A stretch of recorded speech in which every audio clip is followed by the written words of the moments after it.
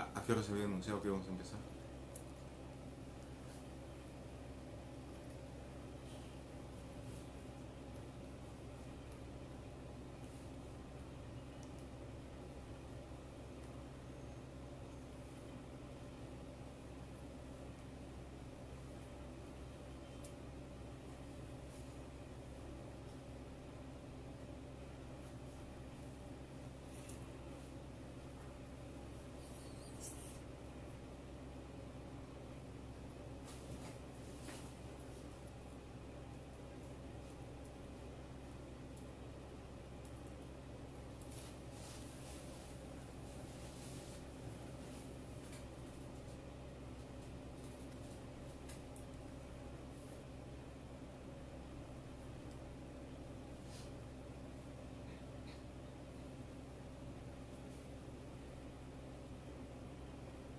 Ok.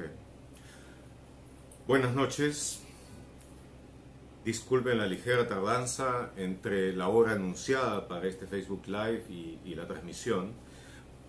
A esto solamente me queda dar la excusa que está bien expresada en la ranchera, que dice que no hay que llegar primero, sino hay que saber llegar.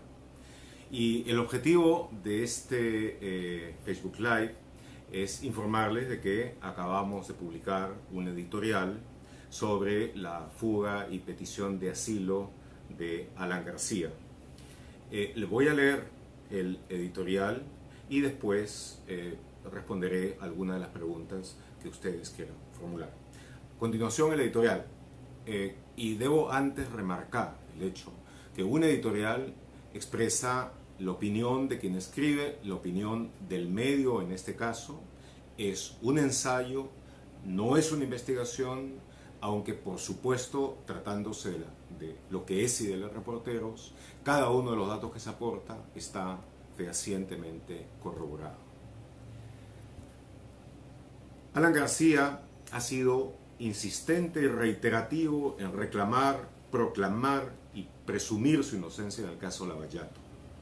Otros se venden, yo no. Ha sido el hashtag, lema y mantra en sus campañas, desde el Twitter hasta el Congreso.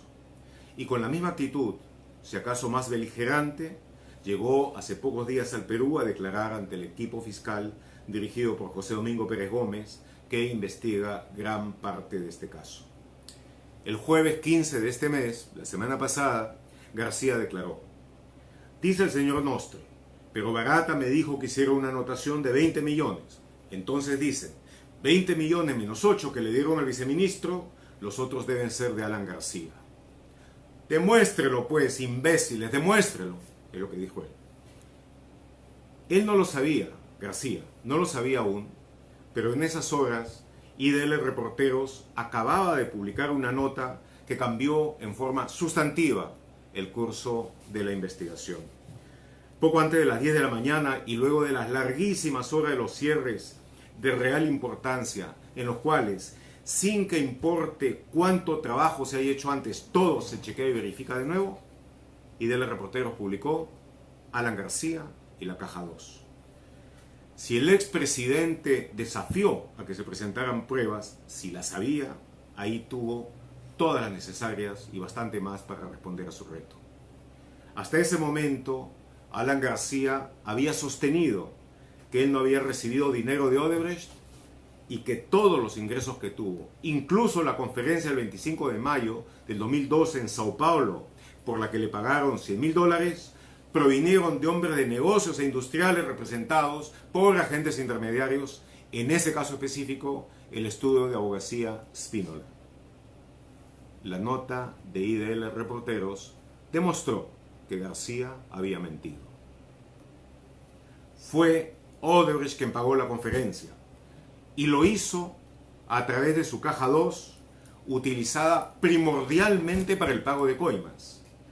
El abogado Spínola trabajaba para el sector de operaciones estructuradas y en este caso hizo de testaferro a cambio de un honorario de $15,000. La investigación de IDL Reporteros no solo aportó los correos electrónicos en los que se decide hacer el pago clandestino para disfrazar la fuente de origen y se define y ejecuta luego el procedimiento para hacerlo. Se aportó además la identidad de los funcionarios de Caja 2 que intervinieron en el proceso a través de sus propias confesiones, especialmente la del propio Spínola, que luego de 4 años confesó en detalle sus trabajos clandestinos para Odebrecht. En esas confesiones registradas en video que IDL Reporteros obtuvo hace meses como parte de la Red Latinoamericana de Periodismo de Investigación Estructurado que esta publicación fundó, Spínola dio a conocer los seudónimos que él y otros utilizaron en el sistema encriptado Drausis de Odebrecht, donde aparece él como uno de los que discutieron cómo pagarle los $100.000 a García en forma que pareciera un pago de otro origen. Ante eso, García no tuvo otro remedio que reconocer la fuente del pago. Lo hizo el sábado 17 y en su última declaración a la prensa, pero se justificó en la ignorancia, en no saber quién le pagaba y ni siquiera qué era la Caja 2. Él la llamó la Caja B. Pero cuando lo dijo, sabía que la excusa era más que endeble, porque la nota de IDL Reporteros dejó claro que él participó en la operación de encubrimiento. La conferencia se realizó, ya lo hemos dicho, el 25 de mayo de 2012. Los primeros mensajes cifrados de Caja 2 para disfrazar el pago fueron el 14 de junio siguiente. Hasta entonces, Spínola no había intervenido para nada. Sin embargo, el contrato que recibió primero en borrador y que luego fue firmado por Alan García tuvo como fecha el 5 de abril, mucho antes. El recibo por el pago estuvo fechado el 24 de mayo y el pago se realizó solo en julio. En el proceso intervinieron funcionarios de Odebrecht que transmitieron los datos bancarios de García, le llevaron el contrato y recibo con fechas atrasadas para que lo firmara y después contactaron a Spínola y otros funcionarios para que realizaran el pago. Fue imposible que García no se diera cuenta del juego de fechas, de la adaptación de documentos, del nuevo nombre del agente con el que nunca había hablado. Por poco inteligente que fuera, y no lo es, estaba claro que se trataba de disfrazar una transacción, y él fue parte del proceso. En esas horas, después de leída la nota, la decisión fue tomada. Es posible que haya estado presente en García la idea del asilo como plan de contingencia de último recurso, pero cuando el sábado 17 el juez le impuso impedimento de salida por 18 meses, García reaccionó con aparente calma. Comillas, para mí no es un castigo ni un deshonor estar permanentemente en mi patria, cierra comillas, dijo poco antes de fugar. ¿Por qué huyó? Sabiendo el efecto de demolición que la fuga significaba para su imagen, liderazgo y prestigio. Porque lo que publicó IDL Reporteros representó la primera y decisiva brecha en su estrategia de negar toda responsabilidad en el caso Lavallato. Ya a partir de la publicación había un caso claro, demostrado, contundente y procesable. En las investigaciones y los procesos, el primer hallazgo es lo más importante. Luego vienen los demás. Y en este caso había confesiones pendientes sobre las cuales él ahora tenía ya una profunda y justificada inseguridad. Había colaboraciones eficaces en curso, delaciones premiadas también. La hora de la verdad se acercaba.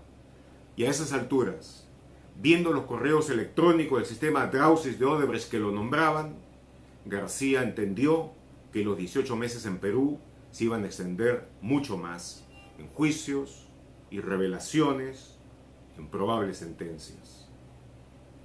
Por eso escapó. No de una dictadura como pudo reclamar antaño, sino de una democracia por una vez funcional que avanzaba a descubrir, procesar y castigar delitos de corrupción.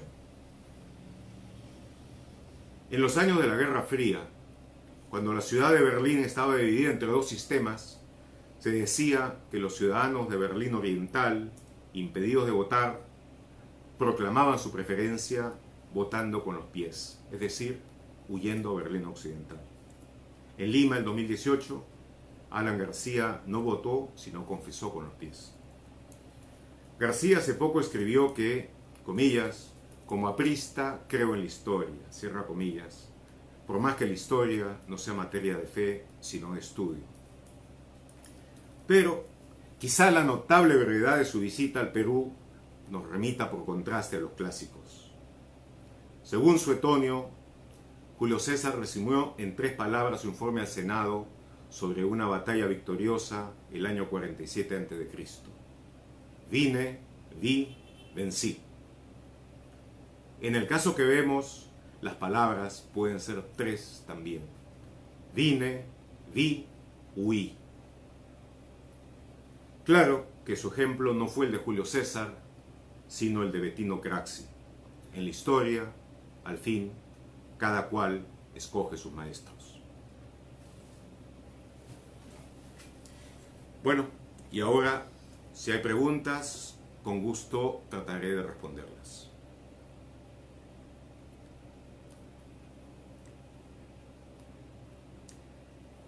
Brigitte Carpio Alfaro me pregunta si tengo otro indicio de corrupción en otros países donde hizo conferencias.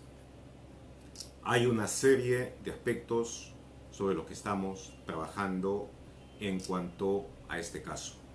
Es una investigación compleja que va a tener que hacerse en varios planos a la vez y confío que tengamos pronto datos nuevos e importantes. Jorge Montenegro pregunta, ¿por qué a Pepe Graña y al Club de la Construcción se le anuló la prisión preventiva y no se le puso impedimento de salida? Casi nadie habla de eso. En efecto, el caso de Graña y Montero es interesante.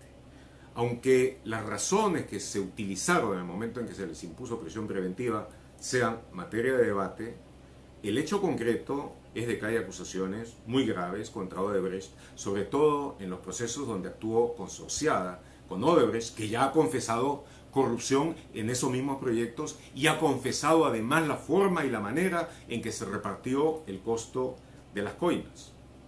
Graña y Montero ha adoptado una estrategia propia, que ha sido la de entrar en una reestructuración profunda, en un sistema de lo que los americanos llaman compliance, otros lo traducen por cumplimiento, pero lo que significa atenerse, reformarse y atenerse a reglas rigurosas de conducta.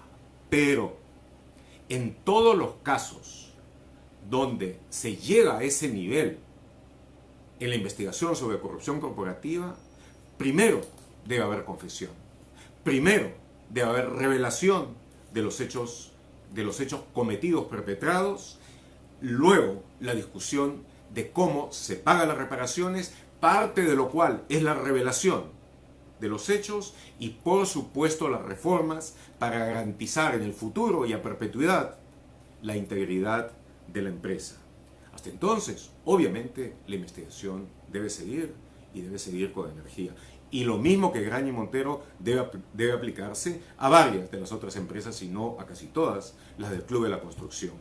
Hay una reforma necesaria, indispensable en ese aspecto, pero que debe empezar necesariamente por la revelación de los hechos cometidos. Y luego de eso, en reformas rápidas, que permitan recuperar rápidamente el trabajo en la sobreinfraestructura, en la generación de empleos y en todo lo necesario, pero hecho esta vez sin el costo, sin el impuesto confiscatorio de la corrupción.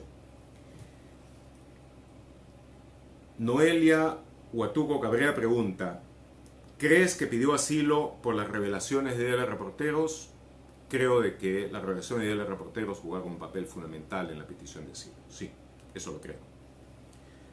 Freddy Madueño Odría dice o pregunta, si José Domingo Pérez pide prisión preventiva en estos días para el líder aprista, ¿alimentaría la teoría de Alan García que tuvo razón en asilarse en la embajada uruguaya porque sabía que, entre comillas, políticamente iban a pedir dicha prisión para él? Si se llegase a pedir prisión preventiva contra Alan García, sería porque las investigaciones han avanzado lo suficiente como para considerar de que Alan García estaría interesado en impedirlas, en interferir la acción de la justicia o en fugarse. Por lo pronto ya se ha fugado. Entonces creo de que la discusión sobre si en el caso de seguir con la investigación, como será, sin duda, la necesidad de pedir esa prisión preventiva está dada, pero en este momento Alan García está en la embajada, de tal manera de que no tiene mucho sentido lo que se vaya a hacer. Lo mismo también se ha dicho en el caso de Toledo, y podría decirse que Toledo no regresa por las órdenes de prisión preventiva y porque aquí ya se ha avanzado mucho en la investigación. Pero aquí no, lo que no importa no es la reacción del inculpado, sino la calidad de la prueba, el avance de la investigación. En el caso de Toledo, para todo propósito práctico, la investigación está cerrada, ha cerrado el círculo. En el caso de García, ha dado un avance decisivo. Rosamary Guerra Wilcaya pregunta: tal como ocurrieron los hechos, parece que el Ministerio Público y IDL obtienen información casi al mismo tiempo. ¿Cuál es la verdad?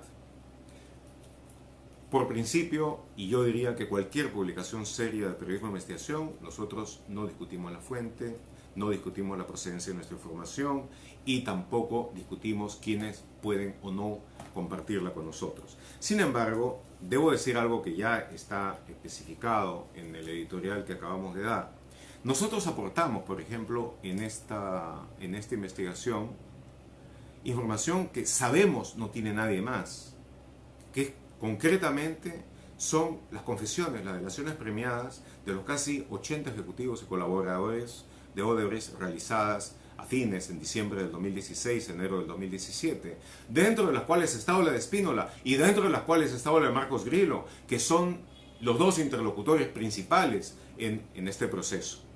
De manera que nuestra investigación no ha sido hecha sobre una fuente exclusiva de información, ha sido hecha sobre varias fuentes convergentes. Y eso ha servido para armarlos y para darle solidez y fuerza a la prueba.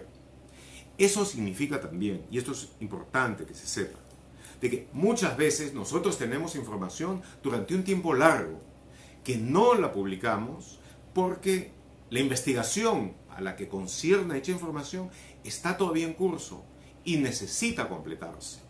Cuando llega la información que la completa, en ese momento armamos y publicamos la investigación. Pero gran parte de la información que nosotros tenemos no la ha tenido nadie, ni siquiera el Ministerio Público. Elvin Silva Goto pregunta: ¿es cierto que la Fiscalía tenía entre manos una detención, entre comillas, preliminar contra García, dado que esta sería la coartada de la huida-asilo? No lo sé, pero el hecho concreto es de que en la audiencia, para pedir el impedimento de salida, no pidió la detención preventiva José Domingo Pérez, como pudo haberlo hecho. No la pidió. Y según ha dicho el fiscal Rafael Vela, no estaba en el programa de la Fiscalía el pedir ni lo uno ni lo otro.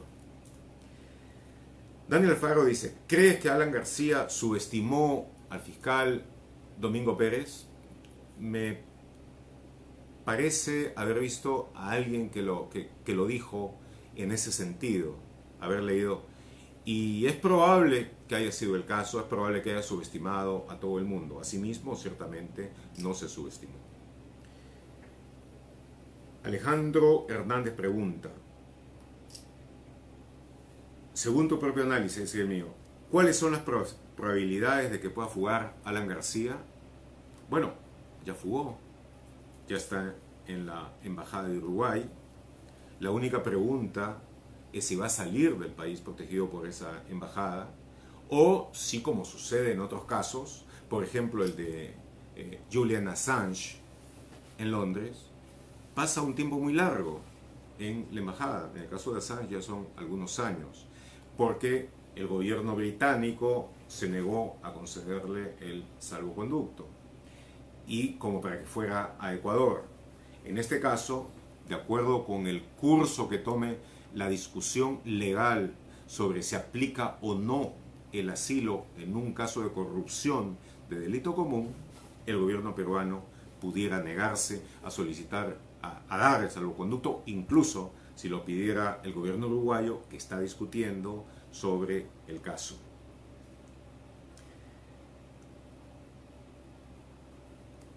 Luis Zamudio pregunta, si Alan García obtiene el asilo en Uruguay y se le encuentra culpable, ¿podrían extraditarlo? Hasta donde sé, no hay extradición con Uruguay, y esa puede haber sido una de las razones por las que escogió ese país.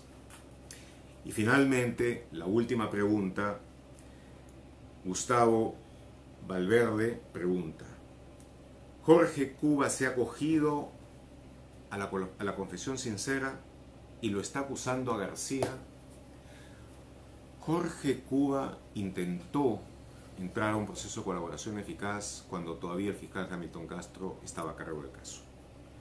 Pero inexplicablemente, el fiscal Sergio Jiménez, uno de los que trabajaba con él, decidió no hacerle caso y archivar el proceso de colaboración. Cuando José Domingo Pérez y Rafael Vela tomaron el caso, descubrieron esto y han intentado rescatar en la medida de lo posible la colaboración eficaz de Jorge Cuba. En IDL Reporteros hemos publicado ya algo de lo que él declaró, pueden verlo en nuestro archivo. Esperadamente se va a poder lograr que esta confesión, esta colaboración eficaz se amplíe, haga más grande y comprenda a otros participantes en este caso. Bueno, les agradezco mucho la escucha, les agradezco mucho las preguntas, el haber interactuado con nosotros y espero que sea hasta una pronta ocasión en el futuro. Que tengan muy buenas noches.